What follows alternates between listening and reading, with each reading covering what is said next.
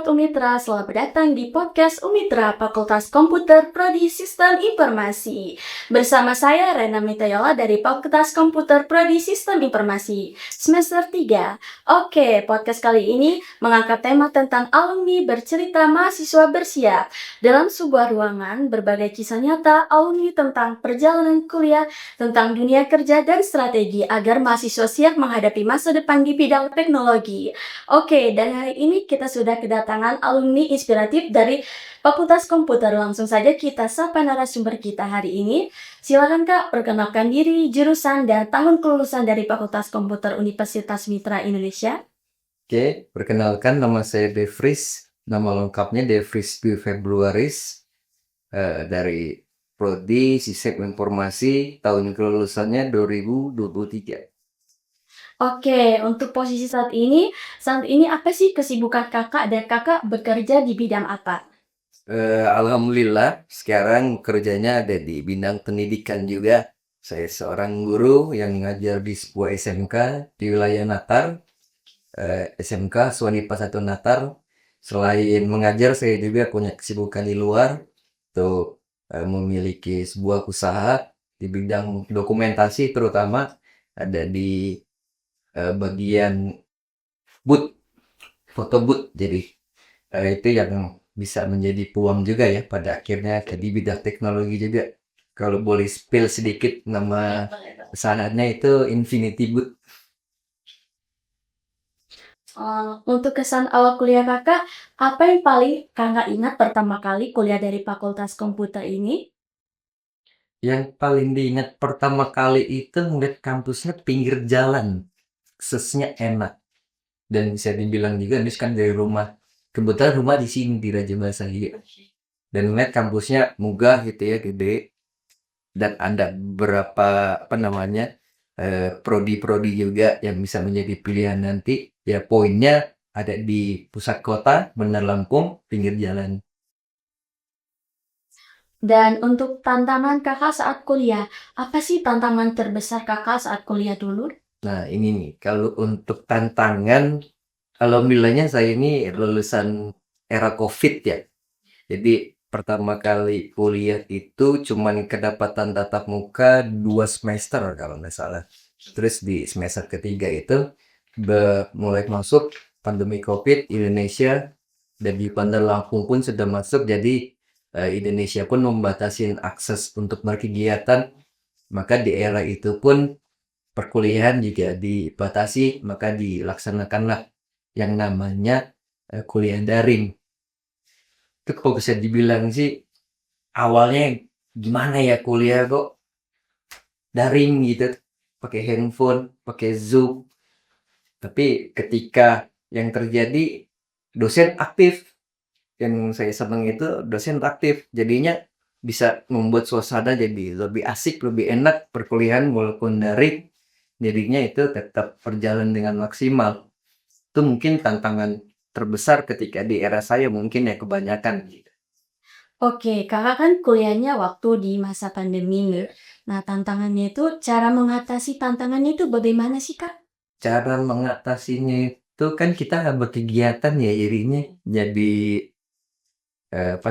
kayak males-malesan juga gitu di rumah, nggak boleh kemana-mana gitu. Dan itu mungkin salah satunya cara untuk menghilangkan rasa males itu. Apalagi males kalau ngeliat teman udah ngabarin kuliah jam 3 Zoom gitu loh. Nah itu yang kadang tuh bikin males gitu. Mana ya cara membangkitkan semangat kuliah daring gini, yaitu begitu sudah mulai kuliah daring, karena dosen yang membawakan perkuliahan daring itu sangat asik gitu kan, bisa membuat suasana lebih cair ketika perkuliahan daring. Jadinya antara kuliah tatap muka dan kuliah daring pun itu bisa berjalan dengan maksimal. Maka salah satu dari untuk mensiasati perkuliahan di zaman daring itu jadinya nggak males nunggu informasi dari teman-teman dan dosen ketika di era itu. Oke, baik. Untuk mata kuliah yang menjadi bekal utama untuk di dunia kerja itu bagaimana, Kak? Kalau dibilang mata kuliah kunci, bisa, di era sekarang itu, di era sekarang ini kita udah teknologi sangat tinggi ya, pesat ya perkembangannya. Apalagi kalau bisa dibilang dikit-dikit AI, dikit-dikit AI. ChatGPT itu bisa banget tuh sekarang.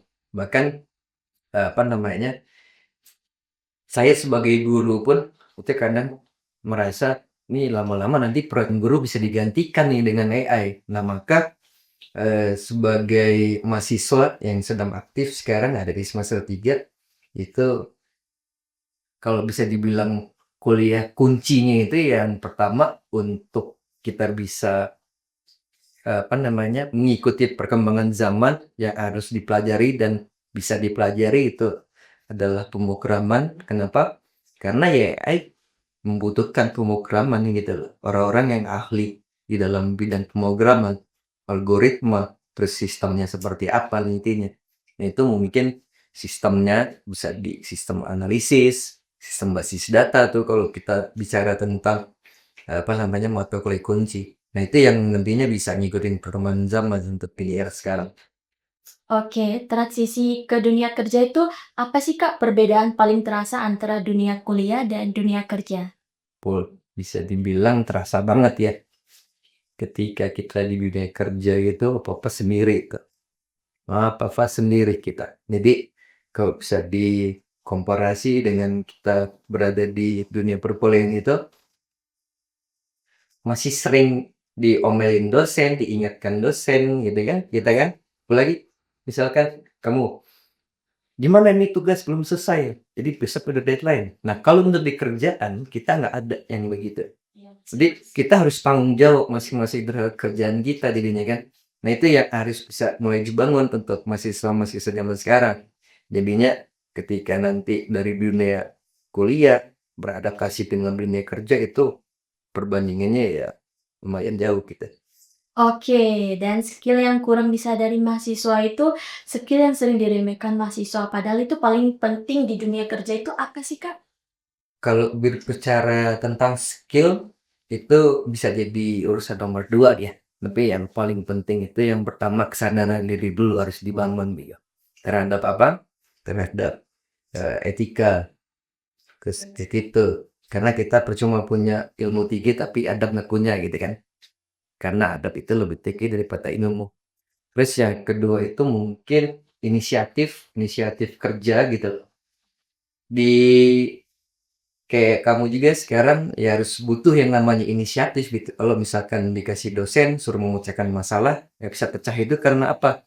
Ya karena kurang inisiatif gitu kan.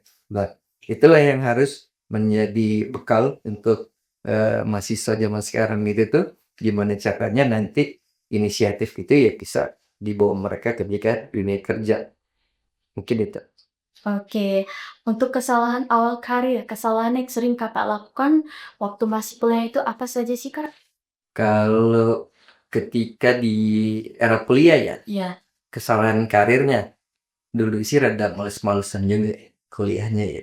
Jadi kalau ada beberapa mata kuliah yang saya nggak suka gitu, ya saya juga males gitu untuk belajar. Tapi kita harus belajar, harus wajib belajar gitu. Gimana caranya nanti ilmu yang sudah diberikan dosen itu bisa bermanfaat pada akhirnya gitu kan.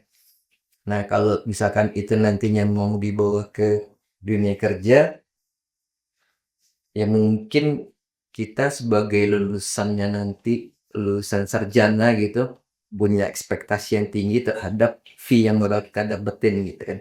Nah, mungkin itu yang bisa menjadi kesalahan utama ketika kita baru lulus fresh graduate, eee, gimana caranya ya nanti saya bisa dapat kerja tapi dengan fee yang sesuai dengan gelar saya gitu. Nah, itu mungkin bisa menjadi sebuah kesalahan karir juga tuh.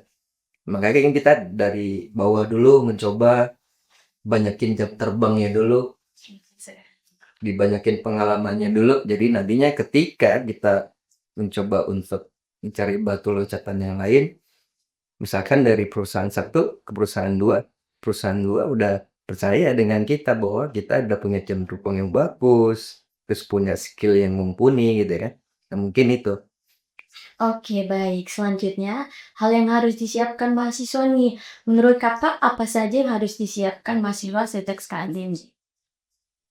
Yang harus dipersiapkan itu kalau kita berbicara untuk persiapan mereka setelah lulus dari, perkuliahan ya, ya mungkin bekal tadi yang pertama karakter, yang sudah saya sampaikan di awal tadi karakter itu ada attitude, ada etika, terus yang kedua tiga ada inisiatif, yang paling lebih-lebih nanti bakal dilihat di dunia kerja gitu kan, seberapa works mereka terhadap bidang yang lagi mereka mau kerjakan gitu kan. Jadi persiapan mereka itu jadi banyakin portofolio mulai dari sekarang, dibanyakin aja portofolionya mulai dari segi mereka tadi dari tugas-tugas mereka itu tuh bisa tuh dijadikan sebagai portofolio.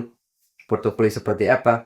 Ya misal ketika di sistem informasi itu ada bagian kalau bisa dibilang gini, ada sistem informasi, ada teknik informatika. Sistem informasi ini yang mungkin yang buat bumbu ya, dan untuk yang masaknya itu adalah teknik informatikanya. Jadi untuk di sistem informasi itu lebih kayak kita kalau di bidang teknologi, website contoh misal gimana caranya nanti website itu terbangun ketika bisa lebih user friendly. Nah, itu kan harus dibangun dulu tuh. Jadinya harus dirancang perencanaannya seperti apa. Itu kan ada di mata kuliah juga kan. Di mata kuliah dan itu bisa dijadikan sebagai portofolio lanjutan ketika si program user gimana caranya website itu bisa jadi user friendly ya kita ngebangun dari user interface-nya dulu misal lebih menarik di era sekarang atau enggak gitu kan.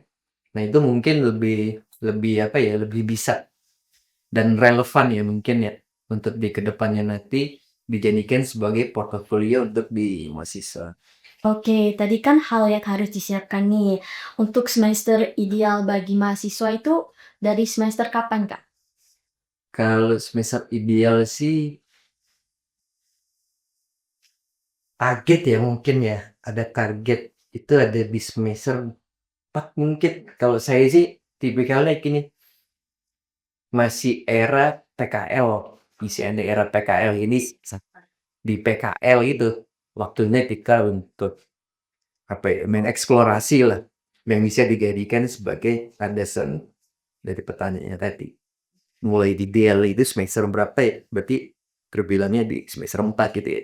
Oke, Mulai dari dari awal kalau gitu ya, Kak. Iya. Oke, selanjutnya untuk peran organisasi dan UKM, apakah peran organisasi itu sangat penting, Kak? Kalau dibilang penting, sangat penting. Saya kenapa? Karena di perkuliahan ini ya kita apa-apa diminta untuk lebih mandiri ya. Nah, maka dari peran organisasi itu bisa melakukan relasi, kita bisa belajar public speaking dengan baik gitu loh. Jadi banyak ilmu yang kita bisa dapatkan di organisasi itu. Selain pembahasan di forum, kita kan bisa ketemu dengan forum dari kampus-kampus lain gitu loh. Nah, itu yang dijadikan sebagai relasi ataupun nantinya dijadikan sebagai batu lanjutan juga. Misalkan relasinya banyak, ketika udah relasi banyak, kita dilihat sama orang-orang yang udah benar tahu kita gitu. Oh ya udah, gitu. Ya udah yang saya maksud itu orang udah tahu siapa kita gitu loh. Karena kita aktif dari organisasi tadi. Oke, untuk tips bangun portofolio, bagaimana cara membangun portofolio dengan baik saat kita masih kuliah? Membangun portofolio dengan baik ketika masih kuliah harus apa ya? Benar-benar paham terhadap mata kuliah yang sedang kita laksanakan. Dalam arti kata yang saya bilang tadi, kalau misalkan kita lagi belajar tentang sistem, ya kita harus tahu dari akar sampai ke pohonnya nanti, sampai ke pohon gitu. Jadinya kita mempelajari bahwa ya di sistem itu tuh ada yang harus diawali seperti ya kita perencanaan, terus gimana caranya nanti pada akhirnya si sistem yang sudah kita buat melalui website tadi itu bisa menjadi lebih user friendly yang mudah digunakan untuk orang. dan tampilannya pun menarik, itu yang bisa dijadikan sebagai bekal portofolio juga untuk apa namanya ketika mahasiswa masih dalam tahap belajar di kampus. Oke, dan untuk sertifikasi Kak, apakah perlu mahasiswa untuk sertifikasi ini? Sertifikasi itu legalitas ya, legalitas bahwa mereka itu tuh sudah mengikuti beberapa event, terutama di bidang pendidikan. Kalau untuk di universitas itu mungkin mengikuti workshop dan ketika ada pelatihan ataupun pelatihan-pelatihan gitu mungkin ya. Nah itu ya nanti bisa dijadikan bekal mereka juga bahwa oh ini ilmunya udah bisa didapin karena dia aktif ngikutin beberapa event, misalkan event tentang pendidikan yang ada di sistem informasi. Dari apa kita tahu? Ya dari sertifikat tadi. Oke. Oke, ini untuk pesan mahasiswa aktif nih Kak. Apa pesan utama untuk mahasiswa aktif Fakultas Komputer Universitas Mitra Indonesia ini? Pesannya mungkin yang pertama jangan males buat mahasiswa-mahasiswa zaman sekarang, karena belajar itu kan kita sampai kapanpun. Jadinya pesan yang paling utama jangan pernah berhenti untuk belajar. Karena belajar kalau saya sebagai guru sering menyampaikan juga ke anak didik saya, kita belajar ya sampai mati gitu. Kita belajar sampai mati, jadi jangan pernah berhenti untuk belajar, yang pertama. Terus yang kedua, eee, bangun karakter kalian, kayak gimana caranya kalian itu tuh bisa, apa ya, berdiri nantinya di atas kaki kalian sendiri. Itu yang paling pertama tuh. Jadi kalian harus punya prinsip dalam hidupnya terhadap, apa namanya, perjalanan hidup ketika nantinya kalian bisa berkehidupan di luar gitu, survive di luar gitu. Terus selanjutnya mungkin, eee, adab tuh yang paling utama gitu. Karena kita punya ilmu tinggi tapi nggak punya adab percuma. Itu mungkin pesan dari saya buat adik-adik saya masih aktif sekarang. Oke, itu kan untuk pesan mahasiswa aktif. Ada juga nih pesan untuk mahasiswa tingkat akhir nih Kak. Kalau untuk mahasiswa tingkat akhir, semangat, semangat untuk menggapai impian, menggapai cita-cita, lebih banyak ngobrol sama dosen PA, konsultasi sama dosen PA, gimana caranya nanti hasil dari tugas akhir berupa skripsi, dan ada beberapa kalau di kita ya, ada tugas akhirnya gitu, misalkan buat website ataupun buat produk gitu kan, ya itu bisa maksimal nanti. Intinya lebih semangat lagi untuk di masih tingkat akhir. Oke, terima kasih. Dan ini terakhir nih, pesan untuk calon mahasiswa, mengapa kita harus memilih prodi sistem informasi dari Fakultas Komputer Universitas Mitra Indonesia? Kalau ditanya kenapa harus memilih prodi sistem informasi? Harus. Karena kita sekarang sudah ada di era teknologi yang sangat tinggi, masif, sangat pesat gitu.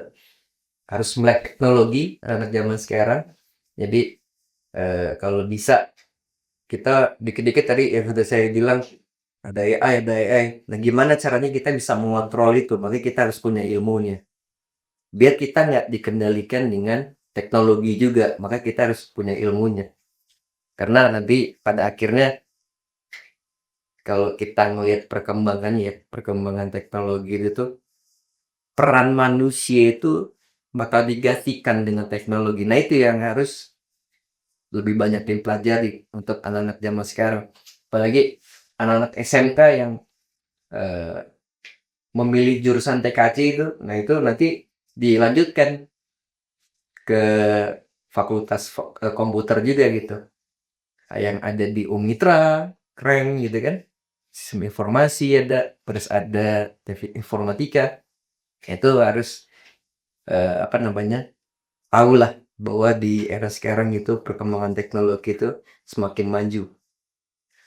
Oke, terima kasih Kak untuk cerita dan isinya untuk Kak Depris. Dan semoga Alumni bercerita mahasiswa bersiap, ini bisa menjadi bekal dan motivasi untuk seluruh mahasiswa Fakultas Komputer Prodi Sistem Informasi Universitas Mitra Indonesia. Jangan lupa subscribe dan like podcast ini. Sampai jumpa di episode selanjutnya. Dadah!